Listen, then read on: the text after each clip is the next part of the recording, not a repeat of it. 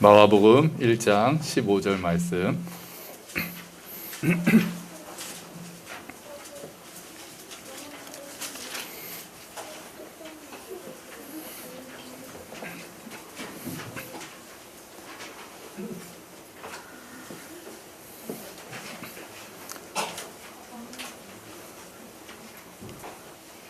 마가복음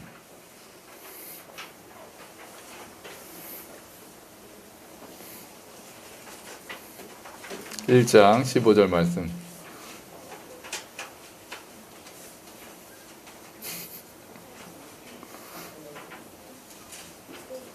자, 우리 같이 읽어볼까요? 이르시되 때가 찼고 하나님의 나라가 가까이 왔으니 회개하고 복음을 믿으라 하시더라. 아멘. 아멘. 자, 우리가 때가 찼다는 거 한번 했고요. 또 이제 하나님의 나라가, 우리가 지난주에 하나님의 나라에 대해서 생각을 해봤는데, 오늘은 하나님 나라를 좀 더 자세히 보려고 합니다. 가까이 왔다라는 말씀을 가지고 우리가 이제 좀 살펴보려고 하는데요. 지난주에 하나님 나라에 대해서 몇 가지 말씀을 드린 다음에, 하나님 나라 했을 때 제일 중요한 거는 뭐라고 그랬습니까? 다스림, 그렇죠. 이제 한문으로 어렵게 말하면 통치. 그래서 다스림이 하나님 나라의 핵심이다. 하나님 나라라는 것은 하나님의 왕국이고 하나님이 왕이 되시는 나라.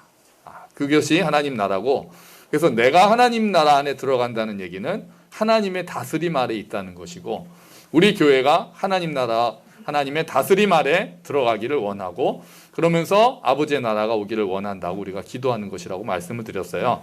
그런데 예수님께서는 오늘 하나님 나라가 가까이 왔다, 이렇게 이제 선포하셨습니다. 하나님 나라가 가까이 왔다. 하나님의 때, 하나님의 카이로스가 이르렀고, 그래서 예수님을 통해서 하나님의 다스림이 이 땅에 이제 임하기 시작한다. 예수님께서 그렇게 말씀하시는 거죠. 그래서 그 증거로 어떤 일들이 일어납니까? 귀신이 쫓겨나고요. 하나님의 통치가 완전하게 임하기 시작하면, 예수님이 계신 곳은 하나님의 통치가 다스림이 완벽하게 일어났으니까 귀신이 쫓겨나고, 질병이 치유되고, 억눌린 자들이 포로에서 해방되고, 갇힌 자들이 노연하고, 이런 일들이 일어난 거죠. 자, 그래서 예수님이 뭐라고 말씀하십니까? 주보에 보시면 마태복음 12장 28절 말씀, 지난주에도 보았던 말씀인데요. 같이 한번 읽어볼까요? 내가 만일 하나님의 영으로 귀신을 내쫓는다면 하나님의 나라가 이미 너희에게 온 것이다. 아멘. 하나님의 나라가 들어오면서 이제 귀신의 나라, 세상의 나라가 막 밀려나가는 거죠. 빛이 들어오면서 어둠이 나가듯이 하나님의 통치가 임하면서 어둠의 세력들이 물러나는 일들이 예수님과 함께 이 땅에 임한 겁니다. 그래서 저는 하나님의 다스림이 임한다고 생각하면 뭐가 막 물이 막 밀려오는 그런 생각을 할 때가 있습니다. 막 밀려와서 다른 것들이 막 씻겨져 나가는 그런 모습을 상상할 때가 많습니다. 그래서 우리가 예수님을 통해서 하나님께 나아갈 수 있고 하나님을 알 수 있는 시대가 예수님과 함께 열렸다. 이제 그렇게 예수님께서 말씀하신 거죠. 하지만 그 시대가 아직 완전하게 임하지는 않았습니다. 언제 완전하게 임합니까? 예수님께서 다시 오실 때, 재림하실 때. 예수님께서 다시 오실 때 하나님의 나라가 완성됩니다. 그럼 그때는 눈물이 아예 없고, 슬픔이 아예 없고, 다툼도 없고, 아픔도 없고, 정의가 다스리고 사랑과 평화는 임하는 나라가 올 것입니다. 아멘. 아멘. 자, 계시록에 그 모습이 나와 있죠. 요한계시록 21장 3절 4절 말씀인데요. 제가 읽어 드릴게요. 보아라, 하나님의 집이 사람들 가운데 있다. 하나님이 그들과 함께 계실 것이요 그들은 하나님의 백성이 될 것이다. 하나님이 친히 그들과 함께 계시고 그들의 눈에서 모든 눈물을 닦아주실 것이니 다시는 죽음이 없고 슬픔도 울부짖음도 고통도 없을 것이다. 이전 것들이 다 사라져 버렸기 때문이다. 아멘. 이게 하나님의 나라가 완성되었을 때의 모습입니다. 그러면서 완전한 정의, 하나님의 공의가 다스리고 하나님의 사랑이 임하고 하나님의 평화, 샬롬이 일어나고, 그래서 이사야서에서는 막 사자랑 어린 양이 뛰어놀고 뭐 어린이가 독사굴에 손 넣어도 물지 않고 그런 세상을 그리고 있잖아요. 하나님의 나라, 완성된 하나님의 나라는 그런 곳인 거죠. 그곳이 우리가 천국이라고 생각하는 바로 그 나라가 됩니다. 그러니까 하나님의 나라는 이미 왔지만 아직 완성되지는 않았다. 그래서 이것을 제가 이전에 설교한 걸 찾아보니까 주기도문에서 주기도문 할 때 한번 이 그림을 소개해 드린 적이 있더라고요. 다시 한번 그 그림을 좀 보려고 합니다. 한 4년쯤 됐어요. 잊어버리셨을 거 아니에요. 그죠? 그래서 한번 같이 볼게요. 자, 세상 나라가 쭉 임하고 있었습니다. 세상 나라가 쭉 이제 흘러가고 있었는데 그때 어떤 일이 일어납니까? 예수님께서 이 땅에 오십니다. 세상 나라가 흘러가고 있는데 예수님께서 오시면서 뭐가 시작되는 겁니까? 하나님 나라가 시작되는 거죠. 그런데 예수님께서 오심으로 하나님 나라가 시작되는데 이 세상이 끝나지는 않고요. 이 세상이 끝나고 예수님께서 언제? 다시 오실 때. 예수님께서 다시 오실 때 하나님의 나라가 완성되는 겁니다. 그러면 세상 나라는 그때 끝나는 거죠. 예수님이 오시면서 하나님 나라는 시작되었지만 세상 나라가 끝난 건 아니고요. 우린 여전히 세상 나라에서 살고 있지만 하나님 나라에서도 살고 있고 세상 나라는 예수님이 다시 오실 때 딱 끝나는 거죠. 그러니까 우리는 어디에 살고 있는 겁니까? 요 사이에 살고 있는 겁니다. 요 사이에. 그래서 세상 나라와 하나님 나라가 겹쳐 있는 시대에 우리는 살고 있는 거예요. 예수님으로 인해서 이미 하나님의 나라가 이 땅에 왔지만 아직 완성되지는 않았고 세상 나라도 여전히 있고 우리는 이 땅에서 세상 나라도 경험하지만 이미 온 하나님 나라도 경험하는 삶. 그게 이 중간 시대고 우리가 모두 이 시대에 살고 있는 거예요. 그래서 우리가 이렇게 살고 있다고 해서 하나님 나라를 뭐라고 정리합니까? 이미 그러나 아직. 같이 해볼까요? 이미 그러나 아직. 이게 우리의 삶이에요. 하나님의 나라가 이미 왔다. 그래서 내가 이 땅에서 하나님 나라를 누리기 시작한다. 하나님의 다스림 아래에 있다. 하나님의 평강이 우리 안에 있고 하나님의 가치관들이 하나님 나라의 가치관들을 이 땅에서 우리가 실현하면서 살고 있다. 사랑으로 섬기고 성령의 열매를 맺어가는 삶을 산다. 하나님께 나아갈 수 있다. 예수님으로 인해 우리의 죄가 용서받고 하나님 나라의 백성이 됐다. 그래서 하나님께 나아갈 수 있다. 하지만 완성되지는 않았기에 이 땅에 여전히 아픔이 있다. 이 땅에 여전히 슬픔도 있다. 하나님의 통치가 구석구석 임해하는데도 불구하고 그러지 못하기도 한다. 나도 하나님 나라의 다스림을 받는 백성이면서 동시에 악한 다스림이 우리를 계속해서 침범하려고 하고 우리는 흔들리기도 하고 넘어지기도 한다. 그게 이미 그러나 아직의 삶입니다. 육신은 이 땅에 있습니다. 하지만 믿음으로는 우리는 이 땅에서 하나님 나라를 살아가는 사람들인 거죠. 그래서 이 안에 갈등도 여전히 있는 거고요. 두 가지를 모두 붙잡고 살아야 되는 거예요. 한쪽으로만 치우치면 안 됩니다. 이미 하나님 나라가 왔다는 거에만 너무 치우치면은 앞으로 하나님 나라가 완성될 것이라는 것을 소망하지 못하고 사는 거죠. 하나님 나라가 완성될 때 모습을 소망하지 않고 이 땅에서 모든 것을 평안이나 모든 것을 완성할 수 있을 것처럼 착각을 할 수가 있습니다. 임의에만 치우치면 그렇습니다. 그리고 이 땅에서 어떻게 하면 내가 잘 먹고 잘 사느냐에만 관심이 있을 수 있습니다. 아니요, 그렇지 않습니다. 하나님 나라가 임할 것이라는 그 소망도 우리가 가지고 있어야 되는 거죠. 근데 반대로 아직 오지 않은 하나님 나라에만 너무 치우치면은 이 땅의 삶에는 너무 관심이 없는 거예요. 이 땅은 어차피 불타버릴 땅이고 이 땅은 어차피 없어질 땅이니까 그냥 죽어서 가는 천국만 바라보고 사는 사람들이 있거든요. 그것도 하나님께서 원하시는 삶이 아니죠. 만약에 그걸 원하셨다면 구원 받자마자 천국으로 바로 데려가시면 되잖아요. 근데 그렇게 안 하신 이유가 뭡니까? 이 땅에서 하나님의 다스림을 받으면서 이 땅이 하나님 나라, 이 땅에서 하나님 나라를 확장시켜 가는 일을 우리가 사명을 가지고 임하기를 원하시는 것이 하나님의 마음이기 때문에 우리는 이미 그러나 아직의 삶을 살고 있는 겁니다. 무슨 삶이요? 이미 그러나 아직. 하나님 나라는 우리에게 이런 삶을 살라고 이야기를 합니다. 그러면 이미 그러나 아직의 삶을 사는 사람들은 어떻게 살아갑니까? 이 시대를 살면서 발은 땅에 있습니다. 하지만 눈은 어디에 있습니까? 하늘에 있습니다. 이 땅에서 발을 띄어가지고 대선 후보 누구처럼 공중부양하고 그렇게 살진 않습니다. 이 땅에 발을 딛고 이 땅에서 우리가 삶을 살아가지만 눈은 하늘을 바라보면서 하늘 소망을 가지고 살아가는 겁니다. 세속과 싸웁니다. 세속과 싸우고 이 땅 곳곳에 하나님의 다스림이 임하기를 소망하면서 그 나라를 이루기 위해서 힘쓰면서 살아갑니다. 이 시대를 살지만 이 시대의 풍조에 굴복하지 않습니다. 이 세대를 본받지 말고 하나님의 뜻을 분별하면서 세대를 거슬러 살기 위해서 힘씁니다. 이 땅에서 고난과 갈등을 겪지만 거기에 있어서 좌절하지 않습니다. 낙심하지 않습니다. 아직 하나님 나라가 완성되지 않았으니까 알고 있기 때문에 이 땅에서 어려움이 있어도 그것이 당연할 수 있다라는 생각을 합니다. 그러면서 하나님 나라가 완성되는 그날을 꿈꾸는 삶, 그것이 이미 그러나 아직의 삶이고 하나님 나라 백성의 삶입니다. 여러분, 이미 그러나 아직의 삶을 살아가는 건 쉬울까요? 아니요, 그렇지 않습니다. 그래서 우리가 홀로 걷지 않도록 하나님께서 두 가지 선물을 주셨습니다.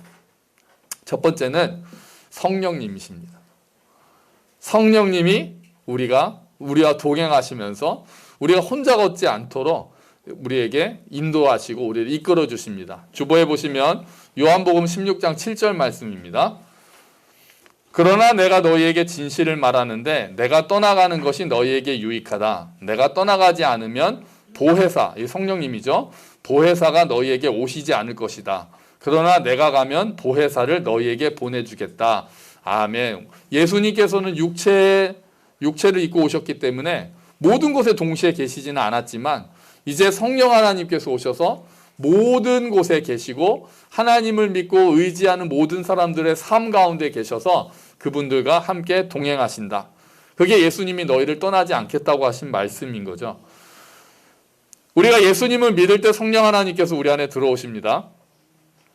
지난번에 중고등부랑 이 얘기를 하면서 성령님이 언제 우리와 함께 하시냐 그랬더니 아주 재밌는 얘가 일단은 들어오셨다가 이렇게 보고 아니다 싶으면 떠나시지 않는가 이런 의견이 있더라고요. 태어날 때부터 아예 들어오셨다가 모든 사람이 태어날 때 들어오셨다가 이렇게 보다가 얘는 아니다 싶으면 떠나시지 않느냐라는 의견이 있어서 제가 깜짝 놀랐습니다. 아니구나. 성령님은 우리가 예수님을 믿을 때 예수님을 주와 구세주로 영접할 때 성령님께서 우리 안에 오십니다. 얘들 알겠지? 성령님은 우리가 예수님을 주와 구세주로 영접할 때 우리 안에 오셔서 우리를 인도하시고 새 시대를 살 수 있는 힘을 주시는 분이 성령 하나님이신 거죠. 성령의 은사를 주셔서 우리 안에 있는 것들을 개발하게 하시고 하나님과 이웃을 섬기게 하시죠. 또 성령의 열매를 맺을 수 있도록 우리를 인도하십니다. 우리의 성품을 다듬어 가십니다. 또 능력을 주셔서 우리 힘이 아니라 하나님의 능력으로 세상을 이길 수 있는 힘을 주시는 분, 그분이 성령 하나님이십니다. 그래서 우리가 성령 충만한 삶을 꿈꾸는 거죠. 성령님의 다스림을 받는 게 성령 충만이에요. 성령님의 다스림을 온전히 받는 그때가 성령 충만이에요. 뭐 우리가 어떤 기적적인 은사가 막 일어나고 이런 것만 성령 충만이 아니라 내가 성령님의 다스림 아래 온전히 있는 것. 그래서 하나님 나라랑 같아요. 하나님의 통치 안에 온전히 있는 것이 바로 성령 충만한 삶이 되는 거죠. 그럴 때 우리 안에 하나님의 다스림이 임하고 우리가 하나님의 다스림의 통로가 되는 일들이 일어나기 시작하는 겁니다. 성령님을 선물로 주셨고요. 또 하나 선물이 뭘까요? 원래 성령님도 퀴즈로 내려고 했는데 제가 대답을 먼저 해버렸어요. 또 하나의 선물이 뭘까요? 우리가 홀로 걷지 않도록 성령님이 오셔서 함께 걸으시고요. 두 번째 선물은 뭘까요? 교회입니다. 교회. 자, 마태복음 16장 18절 말씀이요. 주보에 있습니다. 같이 읽어볼까요? 내가 이 반석 위에 내 교회를 세우리니 음부의 권세가 이기지 못하리라. 아멘. 교회가 하나님이 주신 선물인 거죠. 이미 그러나 아직의 삶을 사는 게 혼자 살기는 쉽지 않기 때문에 이 땅에서 자꾸 넘어지니까 우리가 너무 연약하니까 공동체로 묶어주시고 모이게 하셔서 함께 걸을 수 있게 하신 분이 바로 하나님이시고 그게 이미 그러나 아직의 삶을 살아가는 우리에게 주신 귀한 선물인 거죠. 서로 돌아보게 하시고 격려하게 하시고 도전하게 하시고 저런 모습으로 살아갈 수 있구나. 우리가 서로 그런 일들을 해야 되는 거예요. 다 똑같이 맨날 똑같은 고민, 똑같은 상처 이야기하면서 위로하는 것을 또한 넘어서 때로는 내가 한 발 더 내딛고 저 사람의 삶을 보면서 아, 저런 생각을 하고 저런 꿈을 꾸고 저렇게 살아갈 수 있구나 라는 것들을 서로 도전하고, 교회 공동체가 그런 역할을 하는 거죠. 힘들지만 또 때로 아직 완성되지 않았으니까 격려하는 거죠. 아직 하나님 나라가 오지 않았으니까 이런 어려움은 우리에게 있을 수 있어. 하지만 하나님께서, 성령님께서 우리를 인도하시니까 우리 힘내자. 이런 일들을 통해서 서로 격려하는 것이 교회가 해야 될 일이고 교회의 존재 이유가 되는 겁니다. 여러분, 우리가 주님과 함께 잘 걷고 지체와 함께 잘 걸어서 이미 그러나 아직의 삶을 살아갈 수 있기를 주의 이름으로 축원합니다. 아멘, 아멘. 하나님 나라, 이미 그러나 아직의 삶을 사는 사람들의 특징이, 그런 사람들의 삶이 어떤가, 특징을 우리가 한 3가지 정도로 볼 수 있습니다. 하나님 나라 백성의 특징이 뭘까? 하나님의 다스림을 받으면서 살아가는 사람들의 특징이 뭔가? 첫 번째는 기뻐하는 삶이 됩니다. 내가 그 나라에 속했다는 것을 너무 기뻐하는 거예요. 내가 하나님 나라의 백성, 그냥 백성도 아니죠. 우리는 하나님의 뭡니까? 자녀로 부르심을 받았잖아요. 우리는 원래 하나님 나라에 들어갈 자격이 없는 사람들이잖아요. 그런데 그런 우리들을 부르셔서 자녀 삼아 주신 거예요. 아니, 자녀로 삼지 않고 하나님께서 야, 너 내 종으로 들어와라. 그래도 사실은 우리는 아이고 감사합니다 해야 될 판이거든요. 그 나라에 들어갈 수 있다는 것 자체만으로, 감히 하나님 나라에 소속될 수 있다는 것 자체만으로 나를 종으로라도 불러주시면, 여호와의 성전에 문지기가 더 낫다라고, 악인의 장막에 사는 것보다 성전에 문지기로 사는 게 더 낫다고 고백했던 그 시편 기자의 말처럼 우리를 불러서 종으로라도 사용해 주시면은 감사하겠습니다라고 해야 되는데, 심지어 우리를 자녀로 부르셨단 말이에요. 그래서 우리를 아바, 아버지라고 부를 수 있게 하셨다고 했습니다. 아바는 그냥 우리가 아버지, 아바마마, 아버님 이런 정도가 아니라 아람어에서 아바는 우리가 쉽게 말하는 아빠입니다. 그러니까 자녀와 관계를 맺으시는데 그냥 거리가 있는 그런 자녀로 우리를 부르신 게 아니라 친밀한 자녀로 부르셨다는 것을 성경은 이야기하는 겁니다. 이게 얼마나 영광스러운 일입니까?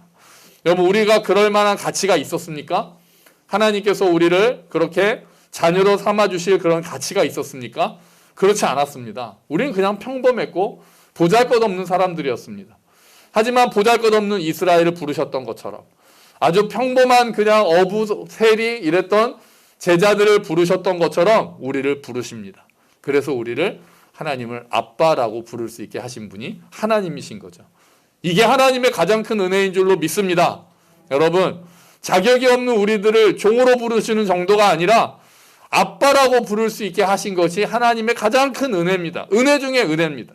이게 하나님 나라에 속한 사람들의 깨달음이고 이게 하나님 나라에 속한 사람들의 감격인 거죠. 그래서 기뻐하는 겁니다. 그래서 성경은 항상 기뻐하라고 이야기를 하는 겁니다. 여러분, 무엇 때문에 기뻐하십니까? 무엇 때문에 감사하십니까? 좋은 부모님을 주시고 사랑하는 가족들을 주시고 우리가 먹고 살 수 있는 힘을 주시고 건강을 주시고 그런 것들로 인해서 감사하십니까? 네, 아주 감사할 일이죠. 그리고 너무나도 감사하고 기뻐할 만한 일이죠. 하지만 설사 그렇지 않더라도 우리가 하나님의 자녀가 되었다는 것만으로도, 우리가 하나님의 다스림을 받는 자들이 되었다는 것만으로도, 우리가 그 나라에 소속돼서 하나님 나라의 백성이 되었다는 것만으로도, 이 땅에서 하나님 나라의 꿈을 꾸면서 살 수 있다는 것만으로도 우리는 감사할 이유가 있는 사람들이고 우리는 기뻐할 이유가 있는 사람들인 것입니다. 그래서 감사 제목을 이야기하라고 하면 우리 안에 항상 첫 번째 감사 제목은 하나님을 아버지라 부를 수 있으니 감사합니다. 내가 하나님 나라의 백성이 되었으니 감사합니다. 내가 하나님의 다스림 아래 들어갔으니 감사합니다. 이것이 우리 안에 깔려있는 기쁨이 돼야 되는 거죠. 이것을 계속 회복시켜달라고 우리가 하나님 앞에 간구하는 거죠. 여러분, 이 기쁨을 누리고 계십니까? 여러분, 이것으로 인해서 기뻐하고 감사하고 계십니까? 아니면 이게 이제 너무 당연해지지 않았나요? 너무 당연해져서 내가 하나님의 자녀라는 것이 얼마나 감격스러운 일이고 얼마나 대단한 일인지에 대한 생각이 점점 사라지고 있지 않습니까? 그러면 우리 삶에서 기쁨이 사라지고 우리 눈에 보이는 것들이 있고 없고에 따라서 우리의 마음이 요동치고 뭐를 주시면 감사하고 주시지 않으면 불평하고 원망하는 삶으로 계속 왔다 갔다 하는 삶이 되는 거죠. 구원의 감격, 하나님의 자녀 되었다는 기쁨이 자꾸 사라지고 당연시 되면서 우리가 요동하기 시작하는 겁니다.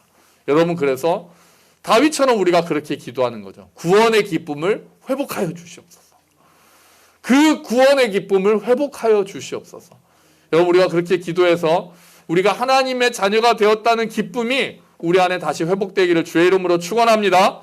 혹시 이 기쁨을 맛보지 않으신 분들에게는 하나님의 카이로스가 임해서 정말 내가 하나님의 자녀가 되었구나, 내가 거듭난 자구나, 그 기쁨을 맛보는 날이 속히 오기를, 특히 우리 자녀들에게도 하나님이 나의 아버지시라는 그 기쁨이, 그 감격을 맛보고 하나님을 만나는 카이로스의 때가 오기를 주의 이름으로 축원합니다. 아멘. 하나님 나라 백성들의 특징 두 번째는 기대한다는 겁니다. 기대합니다. 하나님 나라 백성들은 기대하면서 살아갑니다. 하나님 나라가 완성되는 그날을 기대하면서 살아갑니다. 천국 소망을 가지고 살아가는 거예요. 우리가 살고 있는 이 땅이 완전하지 않기 때문에 어려움을 당해도 그렇게 낙심하지 않습니다. 아직 하나님 나라가 임하지 않았으니까 오히려 소망이 더 깊어집니다. 이런 면에서 본다면, 이런 측면에서는 어쩌면 고난이 내게 유익이다라는 그 고백이 맞기도 합니다. 물론 고난이 싫죠. 하지만 고난이 없고 평안만 있다면 우리는 하나님 나라를 소망하지 않고 살 것입니다. 그냥 이 땅에서 천년 만년 살 것처럼 그냥 이 땅에서 수명 더 늘려가면서 그냥 죽음을 두려워하면서 이 땅에서 평안하게 살기만을 꿈꿀지도 모르겠습니다. 하지만 고난의 때가 오면 하나님 나라에 대한 소망이 다시 생기는 거죠. 몸이 아프고 관계에 힘들고 우리가 경제적으로 어려워지고 그런 상황들, 내가 하려고 했던 것들이 좌절되는 상황들을 겪으면서 물론 그것들을 극복하기 위해서 함께 노력하는 것도 있지만 그 안에서 소망이 또한 한 가지가 생기는 거예요. 하나님 나라에 대한 소망. 그 나라에 대한 소망. 그 나라, 우리가 아픔이 없는 나라, 우리가 아까 계시록에서 읽었듯이 아픔이 없고 눈물이 없고 다툼이 없고 하나님의 정의와 사랑이 온전한 그 나라, 그 나라에 대한 소망을 가지게 되는 거죠. 그런 기대를 가지고 사는 사람들이 하나님 나라의 백성들입니다. 교회에서 상처받는 경우 많다고 하죠. 많죠. 어떻게 보면은 좀 당연하기도 합니다. 우리가 다 죄인이니까요. 우리가 다 공사 중인 사람들이니까요. 그래서 물론 서로 상처 주고받지 않기 위해서 서로 또 성숙하고 서로 조심하고 사랑하고 온유하고 그런 공동체를 만들어야 되겠지만, 또 한편으로 생각하면 이 땅에서는 어쩔 수 없구나라고 생각할 수도 있는 거죠. 이 땅에서는 상처 주고받는 것이 어쩔 수 없는 부분이 있구나. 내가 이겨내야 되겠다. 또 상처받아서 내가 교회를 떠나야 되겠다. 자꾸 이렇게 되는 것이 아니라 어디를 가든 공동체 또한 완전하지 못하구나. 또 받아들이고 어떤 부분에서 물론 개선하고 고쳐나가는 부분들도 우리가 함께 자라야 되겠지만, 한편으로는 하나님 나라를 소망하고 완전한 공동체를 소망하면서 내가 이거는 감수하고 또한 이겨내야 되겠구나라고 하면서 그런 일들이 우리에게 소망을 주는 그런 역할도 하게 되는 겁니다. 그래서 그날을 더욱 소망하게 되는 거죠. 하나님 나라 백성들의 또 세 번째 특징은 기도한다는 겁니다. 기도합니다. 예수님께서도 뭐라고 기도하라고 하셨습니까? 아버지의 나라가 오게 하시고. 우리가 마지막에 주기도문 찬양 매주 하잖아요. 아버지의 나라가 오게 하시며. 그 나라를 소망하면서 기도하는 거죠. 하나님의 다스림이 임하기를 원하면서 기도한다는 거죠. 근데 기도한다는 거는 우리가 그냥 소극적으로 기도만 한다는 의미가 아닙니다. 내가 그 나라의 통로가 되기를 원합니다. 내가 그 다스림의 통로가 되겠다라고 힘쓰겠다는 결단의 표시이기도 합니다. 하나님 나라가 이 땅에 임하고 주님, 나를 통해서 하나님의 다스림이 번져나가기를 원합니다. 예수님께서 가시는 곳마다 귀신이 쫓겨났잖아요. 가시는 곳마다 해방이 일어났잖아요. 가시는 곳마다 치유가 일어났잖아요. 예수님이 걸어다니는 하나님의 나라셨거든요. 우리가 그 소망을 가지고 있는 거죠. 주님, 내가 걸어다니는 소망이 나라가, 주님 나를 평화의 도구로 사용해 주십시오. 내가 가는 곳에, 정말 상처가 있는 곳에 내가 가서 치유의 광선이 바래지고, 아픔이 있는 곳에 우리가 갔을 때 위로함이 일어나고, 슬픔이 있는 곳에 우리가 도달했을 때 회복되는 것이 일어나는 그런 통로의 삶, 그렇게 걸어다니는 하나님의 나라의 삶, 그것을 소망하면서 기도하고 결단하고 하나님의 뜻을 알기 위해서 힘쓰는 것, 그것이 우리의 삶이 되는 거죠. 우리 학생들이 공부하지만 이 공부가 그냥 이 땅에서 잘 먹고 어떻게 하면은 이 땅에서 좀 높아진가 이런 삶을 꿈꾸는 것이 아니라 어떻게 내가 이것들을 통해서 하나님의 다스림을 받아가며 하나님의 다스림이 이 땅에 임하게 하는 일에 사용될 수 있을 것인가, 그 소망을 가지고 기도하고 힘쓰는 거죠. 우리가 하고 있는 것들이 이 땅의 것뿐이라면은 다 그냥 없어질 거 아닙니까? 하지만 영원한 하나님 나라에서 쓰임 받을 수 있다면, 그 하나님 나라의 임하심을 우리가 통로가 될 수 있다면, 내 이 작은 일들을 통해서 하나님의 다스림이 내 주변 사람들에게 임할 수 있다면, 요셉을 통해서 그 애굽 사람 집에 하나님의 은혜가 임했던 것처럼 우리 한 사람을 통해서 내가 속한 그곳이 하나님의 다스림이 임한다면 그게 얼마나 영광스러운 삶이 되겠습니까? 그것을 꿈꾸면서 힘쓰면서 기도하는 삶이 된다는 거죠. 한 7, 8년 전에 정도전이라는 드라마가 있었어요. 제가 그때 그 정도전에 대한 그 글도 한번 홈페이지에 썼었는데요. 그래서 정도전이라는 사람이 고려에서 조선으로 넘어갈 때 이성계를 도와서 조선을 아주 기틀을 잡은 사람이잖아요. 그래서 고려가 망하기 전에 정도전하고 이성계랑 이렇게 대화를 합니다. 대화를 하는데 이성계가 이렇게 물어보죠. 그대도 고려의 백성이 아닌가? 이렇게 물어봤더니 정도전이 딱 이렇게 대답합니다. 아닙니다. 소생은 고려의 백성이 아닙니다. 소생은 몇 년 전부터 새로운 나라의 첫 번째 백성으로 살아가고 있습니다. 이렇게 이야기를 합니다. 아직 조선이란 나라가 세워지지도 않았는데 자기는 그 나라를 꿈꾸면서 이미 그 나라가 온 것처럼 새 나라의 백성으로 살아가고 있다고 고백을 하는 거예요. 이게 이미 그러나 아직의 삶이죠. 이미 임한 것처럼 임했으니까, 예수님과 함께 임했으니까 그 나라의 가치관을 가지고 이 땅에 있으면서도 하나님 나라의 생각을 하고 하나님 나라의 꿈을 꾸고 하나님 나라의 가치관을 가지고 살아가는 삶이 이미 그러나 아직의 삶이고 하나님 나라의 백성의 삶인 겁니다. 꿈꾸고 기도하고 힘쓰는 삶, 그것이 하나님 나라 백성의 삶이 되는 거죠. 지난번에 그 주기도문 강의하면서 또 제가 찬양을 하나 들려드렸어요. 하나님 나라라는 찬양, 그가 다스리는 그의 나라라는 찬양인데, 제가 다른 찬양도 좀 찾아봤는데 이 찬양이 하나님 나라에 대해서 너무 잘 알려주는, 잘 또 들려주는 찬양이어서 오늘도 그냥 그 찬양을 같이 듣는 것으로 설교를 마무리하려고 합니다. 찬양 한번 들려주시죠.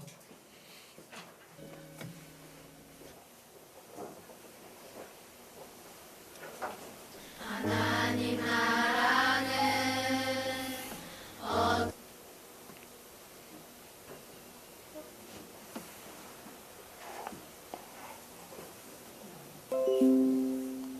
들리시죠?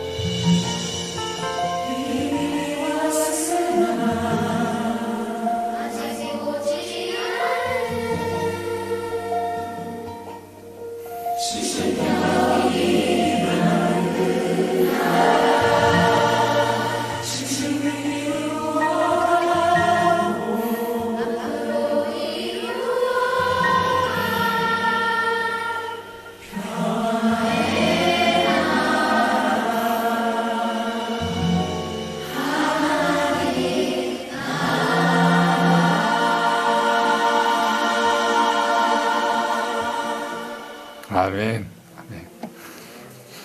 여러분, 하나님 나라의 백성은 이렇게 사는 사람들입니다. 보여주시겠어요? 이 땅에서 하늘 뜻을 품고 사는 자들, 믿음으로 하늘 뜻을 보여주는 자들, 보내어진 자리에서 동참하는 자들, 믿음으로 주님 보기를 소망하는 자들, 예수님과 함께 이 땅에 하나님의 나라가 임했습니다.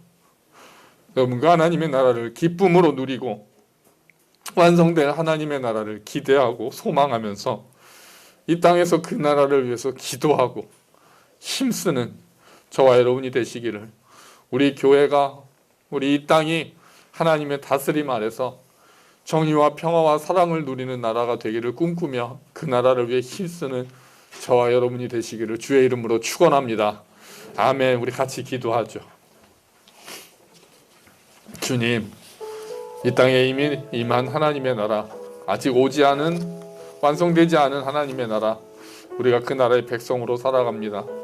기쁨으로 살게 하시고 기대하며 살게 하시고 기도하고 힘쓰며 살게 하여 주시옵소서. 우리 함께 기도합시다.